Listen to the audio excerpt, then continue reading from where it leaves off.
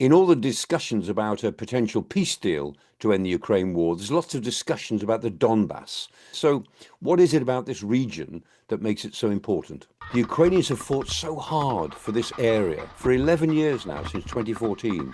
So many people have been killed, so much blood has been spilt. If Zelensky were made to give it away as part of a deal, he probably wouldn't survive as president. So, what is the Donbass? It consists of two regions, Luhansk and Donetsk. The Russians control almost all of Luhansk at the moment in the north, but in the south, they've only got about 70% of Donetsk. And the 30% they haven't got is the bit that is easily defended. The Ukrainians have got a string of fortifications known as the fortress cities.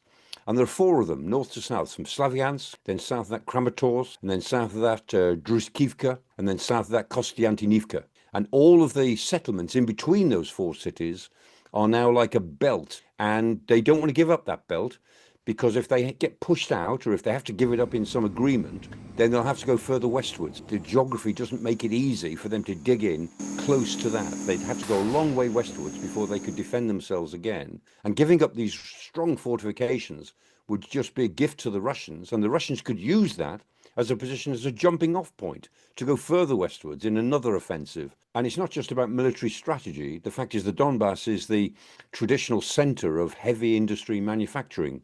And not least, there are interesting deposits of some rare earths and minerals like titanium and lithium, non-ferrous metals. And there's a big rare earths field which runs north to south along the border between Donetsk and the next oblast of Dnipropetrovsk. And at the moment, the Ukrainians control all of that. Of course, if they have to give it up in some sort of peace deal, then the Russians will walk straight in to the areas where those minerals are and where the rare earths are. And the Russians are quite interested in that.